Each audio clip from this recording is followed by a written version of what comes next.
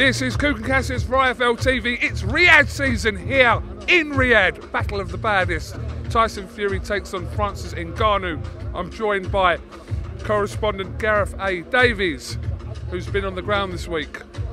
How are you, Gareth? I've been on my feet the whole time. What are you on about? How are you, Gareth? I'm going around a little vape, actually.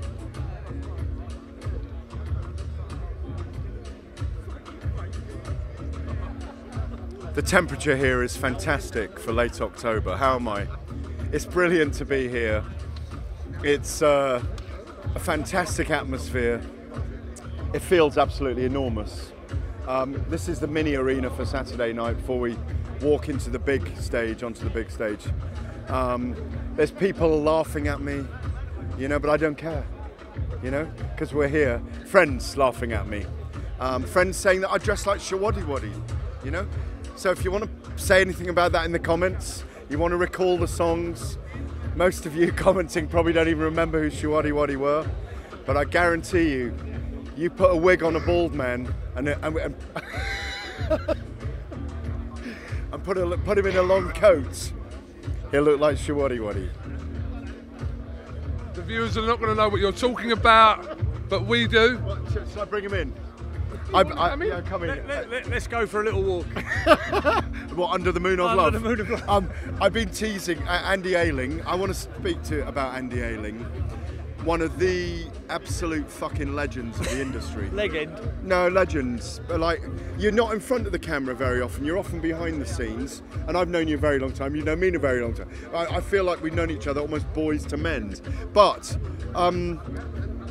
events like this don't come along the whole time, do they? They don't, and it does feel really enormous, doesn't it? It's huge. I mean, it's just everywhere. It just seems it's a campus rather than an arena. Exactly. There's no expense seems to have been spared anywhere. And anyway, that's our Shawadi. Apart from on your suit, obviously. There you go. So and this is the man that's been accused of me of looking like Shawadi Wadi in the desert all week. I think it's justified with that suit. And I don't mind, and that's why I was enjoying you laughing at me from over It's there. 110 degrees out here and you've got a three-piece suit on. Yeah, but am I sweating? No, you're starting to smell though, to be fair. No, I'm not smelling. I'm smelling good. I'm smelling good. But anyway, Andy Ayling, absolute legend of the sport, and I was teasing him, so I didn't want you not to know who I was teasing, because he teases me all the time. Because you've got more hair than me. There you go. And when the breeze was going through it, I have to say you look lovely. You look like a hairspray advert. Yeah, here we go. Right, thank you, Andy. Carry on, Kugan. Gareth, do you know this song? Do you know this song? No, I'm not doing it. Anyway, picking this back up, Gareth, midway through the week, what's the vibe here? Well, have you not noticed in the interview? We're having a fantastic time. Obviously, you don't drink here, but the hospitality is amazing. The food, the welcoming, the warmth. It's a bit like going to an Olympics in a country. I've done, you know, 8 rounds of Olympics and Paralympics, going back to the mid-90s, and it's like going to a country that's opening up and wants to make you feel welcome and wants to make a success of a big festival, and it's got that feel about it. And it's going to be a great card. When you've got 6 heavyweight fights on a card, come on, you don't get. I don't remember an event with 6 heavyweights card fights. Gareth, do you feel like, obviously everyone's had their opinion about the Fury and Ngannou fight, do you feel like fans are more accepting this fight now because the Fury fight with Usyk has been signed now? So it's almost a case of, we know that's coming, we know that Tyson's fighting Ngannou, but with Usyk's fight is literally weeks away. Yeah, I think that really helped the PR, and I think that might have been the plan all along. Obviously they wanted to do a deal with Ngannou, a crossover fight, a different kind of event.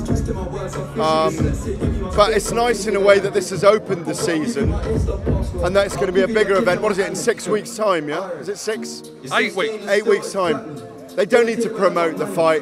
It's been promoted for the last 3 years, really. It's such an enormous event.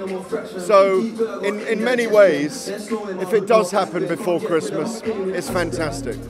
Yeah, the criticism has gone away. And why? Of course it has. But I've said to you all along in every interview I've ever done with you, in every conversation we've ever had, in every broadcast I've ever done, Fury wasn't ducking Usyk. Usyk pulled out of the Wembley fight. Joshua was never going to fight Fury last December. Fury doesn't need to fear anyone. He needs, other than Francis Ngannou on Saturday night, because he needs to do a job on him. If he goes 10 rounds, he'll be blamed. He's got to try and do a job on him on Saturday night and come out unscathed. Tyson Fury expected to knock out Francis Ngannou this week, but it's a good question. He's expected to knock him out. Yeah, of course. But yeah, you're right. If he wasn't to knock him out, Fury's going to get criticised, isn't he? He is. He is. But, and I think he'll stop him. He might not knock him out, but I think he'll stop him. I think Ngannou will gas after 4 odd rounds. He'll give it his all. The movement, the balance, the way of punching is different in MMA to boxing. Fury's got an engine as well, and he hits really hard. Look, all the jeopardy's on Fury. It's a win-win for Ngannou, whatever happens. And if he does win, it's a win-win-win for him. Biggest shock ever in the heavyweight division if he does. Ever. Gareth, a card that's literally littered with heavyweights on the card. I think apart from one fight on the card, but from a British perspective, the most talked about fight on the undercard is this clash with Fabio Wardley and David Adelaide. I think Adelaide is in the ring now. This is an intriguing fight, isn't it, for the British title? It is a really intriguing fight for the British title on foreign soil. Yeah, it's a great fight. It's obviously had a bit of heat under it because of the melee, if you like, at the press conference in London. It's a crossroads fight for both men. There's a lot on the line for them. There's bragging rights in the UK. You know, they're both at similar stages of their professional careers. Both of them have ambitions to be world heavyweight champions. They're in that second phalanx coming up underneath the top 5 or 6 in that group of young heavyweights, unbeaten. So, yeah, so much on the line, and a massive statement because it's going to be watched. It's the precursor to the main event. It's the last fight on the undercard, as you say. It's going to be watched by a lot of people. So there's pressure on both men. Definitely looking forward to that. I'm sure everyone back home will be looking forward to that.